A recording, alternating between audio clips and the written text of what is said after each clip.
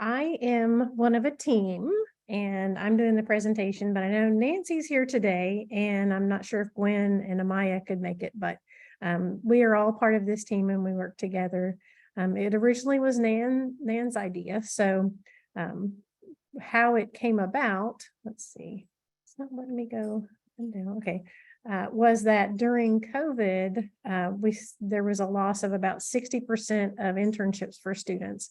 And so there had to be some kind of virtual component, and then came up with this digital literacy that was a sort of a worldwide thing, because she had one student who was even in Brazil doing this, and the students were working in teams. So it was to solve a very specific problem, but it came to be a really great idea, I think.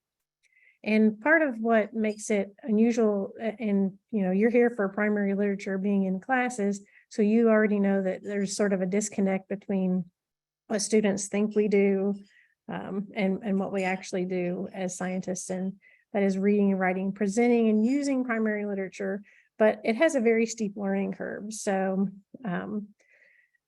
this project started out as a microbiology centered project, and you'll see that still in the focus of many of the things. So ASM is the American Society for Microbiology, GSA is Genetic Society. And so this is the focus of the microbiology. The ASM has curriculum guidelines, but GSA also has those sort of same curricular guidelines. So I'm going to switch now to the GSA. They call them core competencies. And so these are the competencies that relate to reading literature and understanding figures and those things. And then also it overlaps with the CURE best practices. So now we're going to move on to what is going on with this. And really it's we're using very professional scientific podcasts for this internship, and students are involved really at two different places. The podcasts themselves are produced by the American Society for Microbiology, by a professional microbiologist in a team sort of situation. And you can see their whole plethora of TWICs. We call them TWICs because it's this weekend, and then it's microbiology, evolution, parasitology, neurobiology. Well, this project focuses mainly on the TWIM, which is the microbiology, but many of these I've listened to are very much have a genetic component as well. So they could totally be re-annotated with the GSA guidelines in mind. And I'll show you one, a slide that has why these are such a great resource.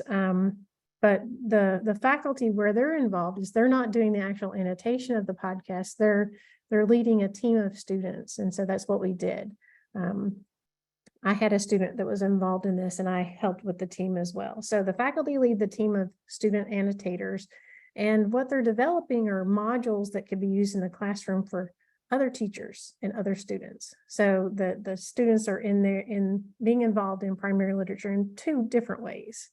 The goals of doing the annotation, the interns gain a better understanding and more applied understanding of their coursework, and they are producing this modular resource. And the goals of using the annotation is that the students will be listening to the podcast, so they hear real scientists talking about science, and so they get into that sort of the idea of how science communication happens and how scientists talk to each other. They also engage in reading figures and primary literature as well.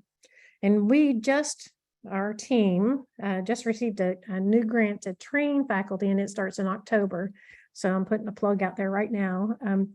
And we're going to move these. Right now, they're in a box, a SciBox drive sort of situation, but we're moving them to an OER.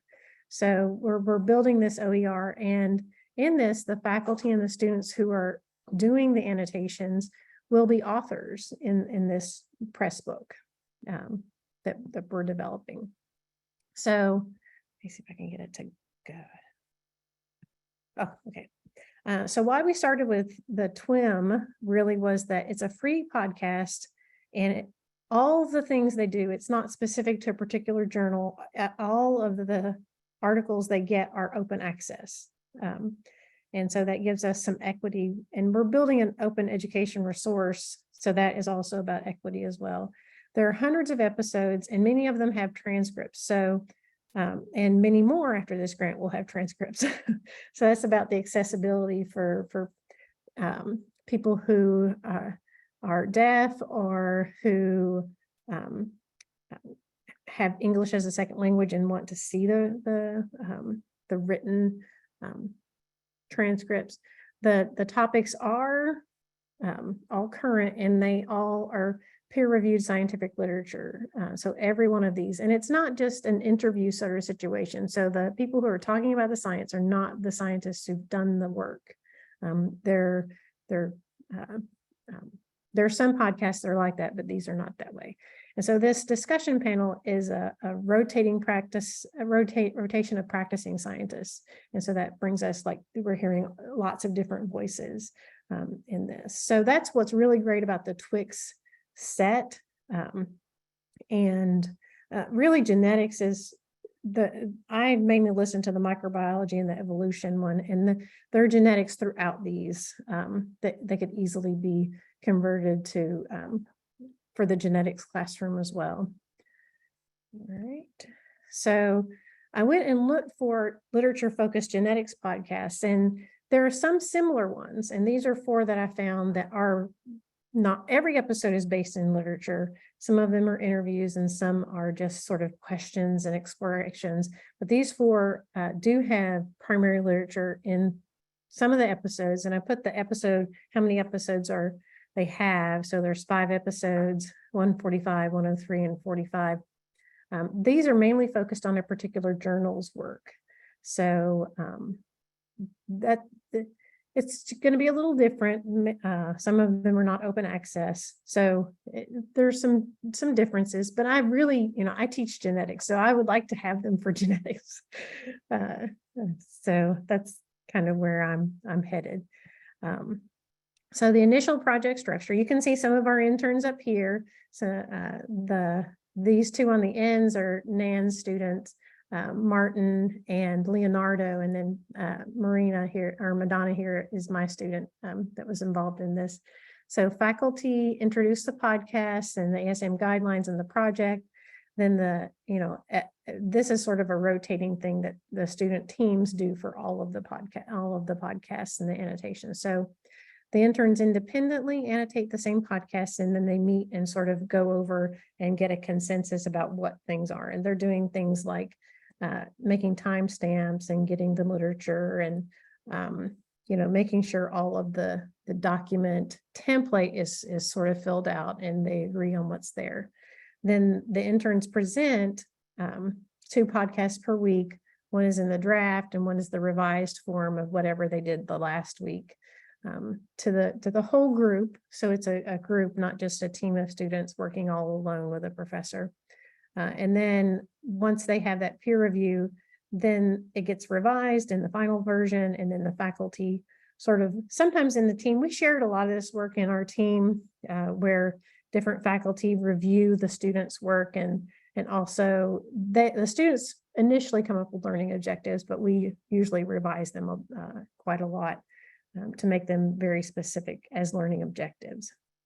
And then we developed a very short multiple choice assessments based on the figures that the students chose and were mentioned in the papers. So how the annotation is done, I'm going to walk really fast through the template so you can see what it is, but I wanted to give you some sort of background about what is on which side. Okay, so the template is going to be on your left, and the example is going to be on the right. Okay, so I tried to color code things so it'll be quick because there's a lot of the template. So this is what the students are, this is the actual template the students are working through as we go. And so here's what they are initially look at. They listen to the podcast, and there are some links and some of them had transcripts. So here we have, here's the sort of big categories, and here's what the students actually, the students and the faculty who are annotating the the students annotate and the faculty review. So the title and number, so we can keep everything straight. We can get back there who was the authors of the annotation. They usually have for this podcast a snippet paper where they just talk a little bit about something. And so that was included, and where the timestamp is, what the paper was, and the main paper here, its timestamp and what it was. We also had the students look at what the vision and change concepts were. So we're linking back to the big, broader biology. And then the ASM fundamental statement, which is kind of the curriculum, where this would fit in the curriculum. And we have the idea of, having tags in our press book so that, if a teacher wants, this statement or this topic, then they can search and look for things that are specific to that. And I imagine we can do the same thing for genetics as well. What are the potential learning objectives for each one? And then we also had the techniques described, and then the link to the processes of microbiology. So the students, with timestamps and applications and techniques, that they're linking back to their own experiences in the classes and really seeing the broader nature of the current literature and that they're using their classwork. So then just a little bit about, from the student's perspective, what was the most interesting thing, and then the figures. So they're going to have 1 to 2 figures that are described, and then this is where the faculty come in and they pick the figures that then are, let me see how I'm doing on time. I didn't start with timers, so all right. Okay, so how are the annotations used? So in addition to the students who are interns in this, faculty could assign this, and we have had experience with faculty assigning it as like an honors project or an outside of the classroom project, very a true, another kind of internship. But these could also be used in class where maybe the students listen to the podcast outside and then they look at these figures inside the classroom, sort of like a flipped classroom sort of situation. But here's an example of one of the figures, and then the figure is described more in depth because the figure legends in these papers, they assume some level of background information, and then some multiple choice questions that relate to the figure and how to read it itself, and how to interpret it. So since we published the paper on this, which we have, the interns, they did feel like they gained a broader understanding and application of their coursework, and they enjoyed it. We have more than 10 of these already done, and they're, like I said, now they're in a box format right now, and this is the link to it, and I put my email in the chat so that if you do want to be involved in the training for this, we're going to stick with the microbiology ones for now, but and get people trained and how to do it, and then they can go out on their own and do this for hopefully genetics.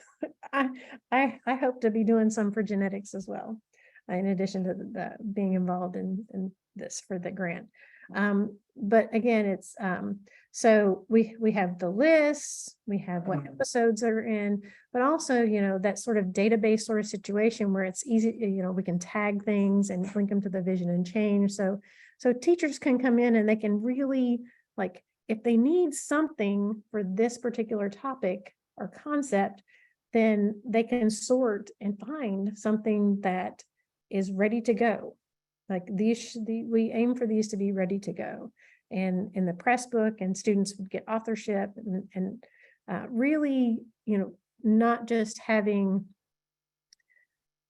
we're removing the learning curve or less, it's not remove steep, but it's less steep learning curve, because they will have listened to the podcast, and so they begin, these are very great facilitators for the podcast. They are engaging and they explain a lot of things. So it's not, as daunting to students to pick up a scientific paper, and try to start reading that technical depth of knowledge. That it gives them an in, and they're working in teams. They can help each other, and there's a set time for faculty to be involved. So those are the things. So there's our press book. We're getting it together. It's a thing. We haven't released any of it yet, but it's a thing, and we'll be able to keep it updated and have tags. And like I said, authorship for students and faculty. So I wanted to share this because, I want to have everyone come help with all of these things, because I think it's a great idea. And so our team, Nan and Amaya and Gwen and we wrote a grant, and it was funded. We just got word that it was funded. It starts in October. And so our teams are going to start in January. And I put my email in the chat if you would like to be notified when we have applications go out. Really, it's this sort of here where we have a 12-week, methodical way we're doing things. And, we have experience in helping get students involved. And so I would say, come help. It's awesome. So just a little bit of thank you to the TWIM and the hosts. You can see here the hosts of the TWIM episode. But again, it's microbiology, but all of us who are in genetics know, that's where you start for genetics, is always in microbiology, or that's the way I feel like. So, and then all of our interns we had up to that point. There are several more to add to the list, but I didn't go get them. Shame on me. All right. This is our paper. If you are interested in it, it was in a teaching in a time of crisis. So it's about that first initial intern set we had. And part of that initial set was funded through the USDA. And then we just got our NSF funding. So yay. I'd be glad to have you on my team. So just email me if you're interested, or if you have questions about whatever, I'd be glad to help you out. So questions. I know Nan's here. I'm not sure about Amaya and Gwen, but we can answer any questions you have. That was really fast. Thank you. Right. So if there's any questions, you can raise your hand. We can also read the question in the chat. So I see Andrea, you have a question. You can just unmute yourself. No? I was just clapping my hands. Oh, okay. Thanks for a good presentation. All right. So I'm gonna Teresa Lee has a question. Sorry. Go ahead and unmute yourself and ask. Yeah, thanks for sharing that. I'm wondering if you could talk a little bit more about how the multiple choice questions you've made are used in a class, and what you ask of, like, is it used in a quiz after you have the students that listen to the podcast, or what are your plans for using them? So I personally have not used them. I teach genetics. I see Amaya's here, and I know Nan's here, and they actually do teach microbiology. So I imagine that I would use them. I love the flipped classroom where the students do something beforehand and you come in and you work as a team to dig in, is what I call it. You dig into the topic. And so that to me is how I would use them. But Amaya and Nan? Amaya, did you want to add? Otherwise, I'll Sure, I can say something really quick. So this is how I've used them in class so far, and this is how I'm going to plan to use them this semester based on students. So I haven't done what you just said, but I will. I've used this annotation, not in the long process that Rebecca just described, just because we don't have a room for that in our curriculum to have a pedagogical course, but I use it a capstone project for my micro class, those last 10 days of class where they can't absorb any more information, but you still have to meet, we still have to do things. And it works beautiful. I mean, they have to listen to the podcast individually, at home, and I'm like, this is all you have to do, and and I give them like weeks ahead. They choose it, and they work in pairs, and then we spend the last 3-4 times of class where I give them open time to discuss. Hey, what's the vision and change concept in that podcast? What is the microbiome? And it is so nice to hear them talk, and they love it. It's really nice. At first, like, oh, what's a new thing at the end? But it is so nice, and they really realize how much they've learned. The podcasts are fun and funny, and it's just really nice. And I've had students who got a C in the class, and at the end, they're like, we loved this. So based on that, I want to bring more of that. Right. So I want to do. Well, if I could clarify, so when you develop the multiple choice question, are the only students answering that question the ones that annotated the podcast? Or like, does everyone listen to the podcast and answer the question? Or does everyone read the annotation and then answer the questions? Exactly. So I have not done the multiple questions. I have students do the annotation. So nobody is answering questions. So my capstone project is that they have to analyze the podcast the way Becky described and figure out how it fits in this card.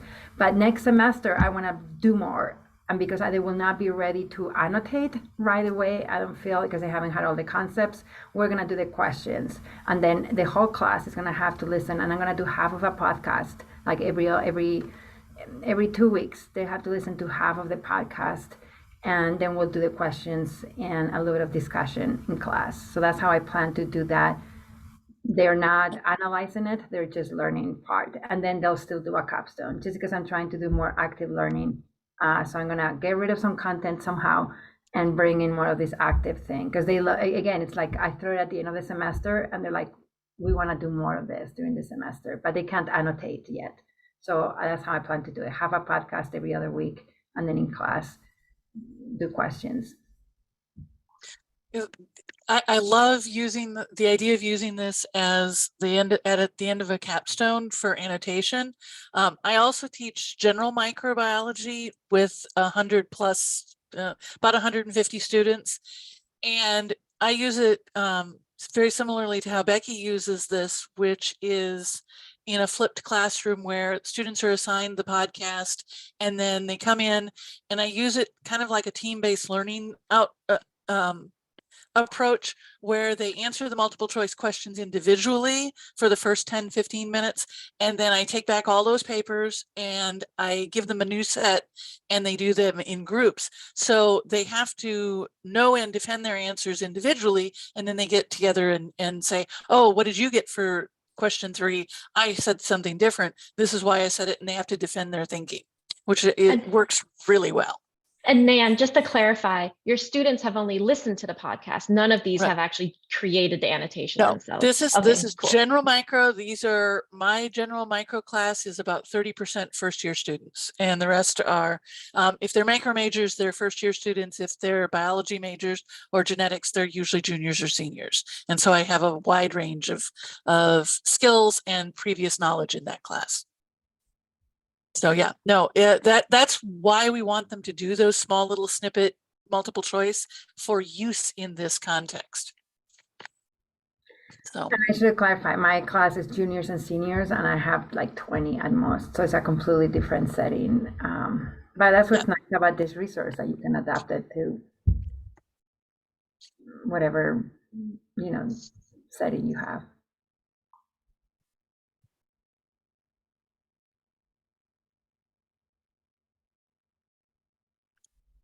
Great. Sorry, I had problems with the mute. So we have a quick question.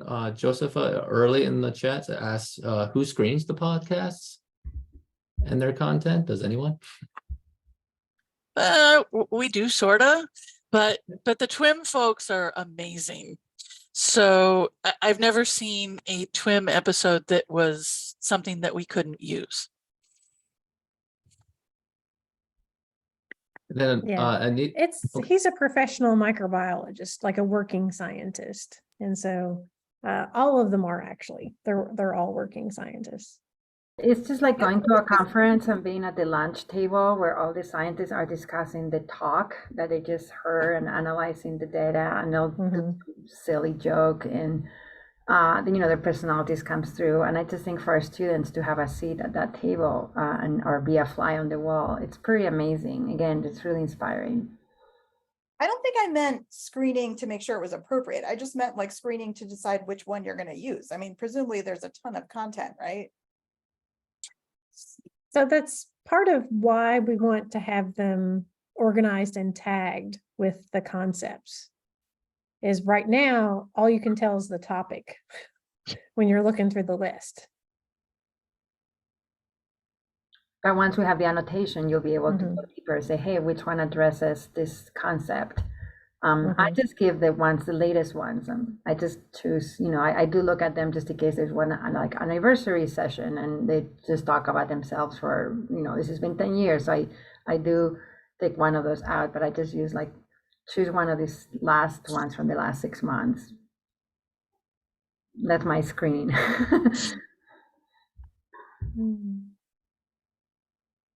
This was partially answered, but you could expand on this. Can first-year students be involved, or would you reserve the activities, I'm assuming the annotation activities, for more advanced students?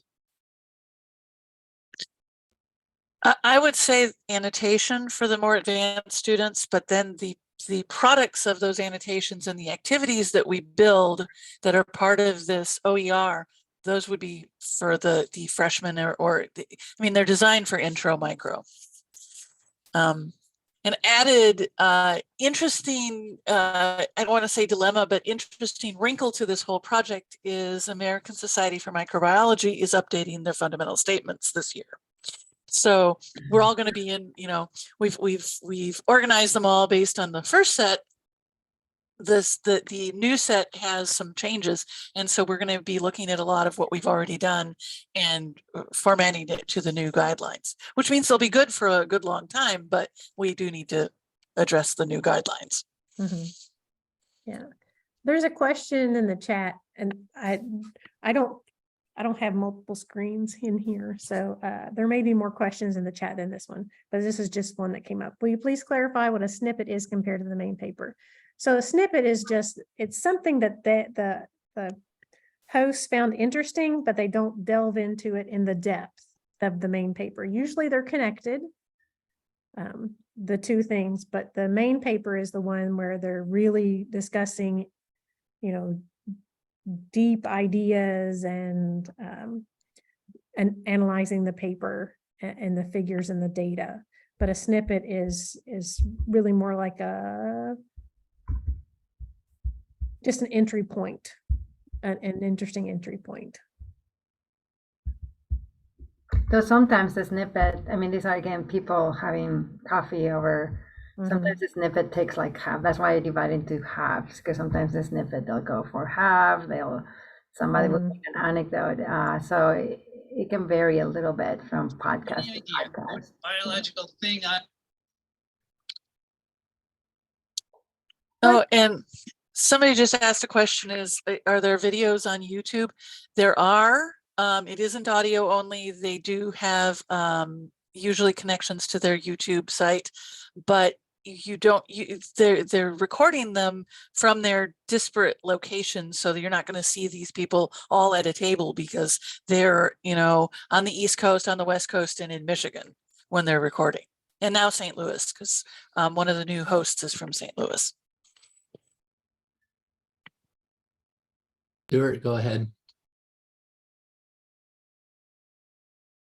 I'm sorry, can you hear me okay? Yep.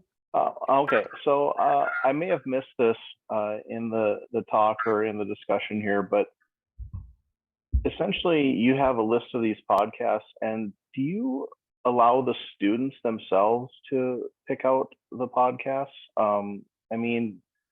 Essentially somebody I think had said that they're all amenable to this process. So I was just wondering how the students factor into being able to have some input, maybe even in picking out the ones that they want to do. So I think the originally we gave them a list to choose from based on whether there was a transcript to start with, because not all of them have the transcripts.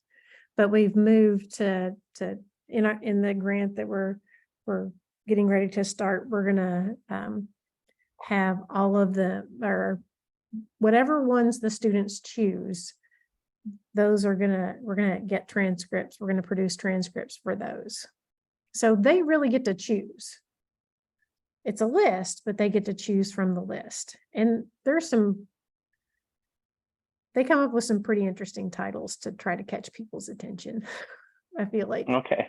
So yeah, the students get to choose when Okay. they're doing the annotation. Now, the faculty member who's going to be using the modular, like it's the podcast and then the questions about Yep. the figures with the paper that's an open access.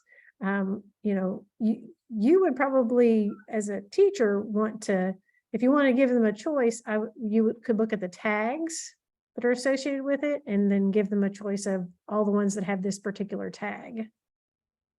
Right. So that essentially If you the wanted a students, choice. the Mhm. students that are doing this process, they can pick these and annotate them, and then other people who want to use these resources can utilize those tags and annotations to develop their own, say, active learning class around that, right? Yeah, yeah. Okay. Thank you. And it should be, a ready to go sort of thing. So that you, as the user, are not having to do a lot of tweaking of it. Trying to make it easier on everybody.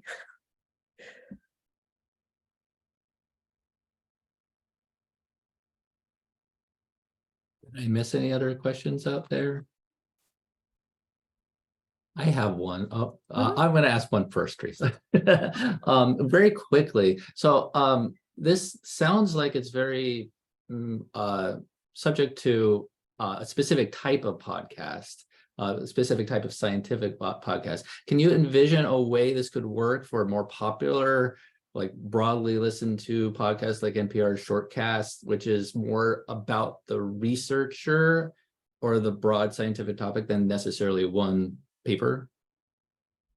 So I think it could work, but if the goal is to get students involved in the primary literature and reading figures, then I think it has to be one that has a figure or that you can get a paper and figures for. So I did run across, particularly in the genetics ones, when I was looking for them, they have an interview style of podcast where they'll have a researcher come on and they're talking about their latest work.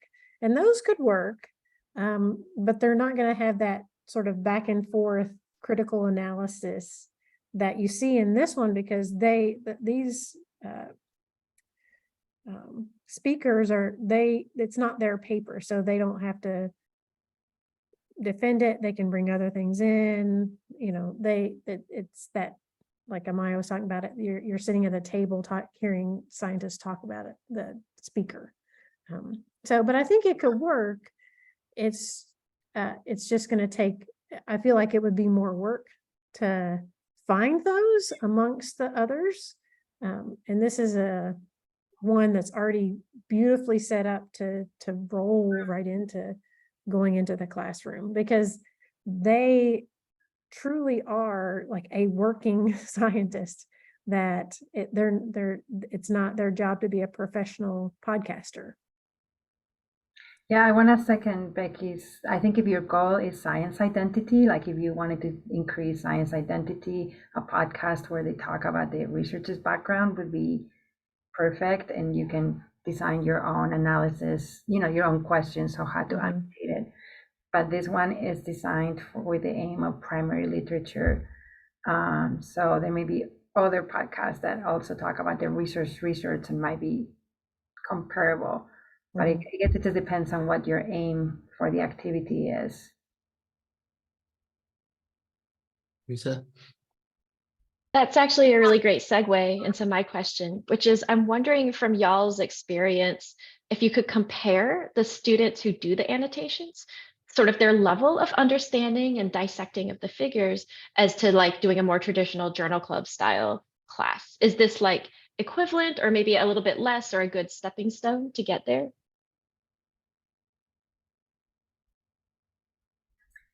So I feel like students understand it better because they spend more time and they have a better entry point than just handing them a paper or even letting them choose their own paper. Like I have students do that in my upper level classes, and it's still hard for them. Like there's a lot of complicated figures and a lot of complicated techniques that, you know, it's too much all at once. And this is a little, you know, it still is complicated at the end, but it's a little more even and not so much drinking from the fire hose sort of idea. It's a cup. Yeah, I think it's a great way to build confidence around reading primary literature because you're hearing in such a relaxed setting and you know, again, there's this myth that we all look at a graph and we know exactly what it means. Like, oh no, we have to, you know, listen to these people chat about it and digest it. So, but I would say your categories, I think a stepping stone, it's great. But I also think even if you're very good at journal club, this is really fun.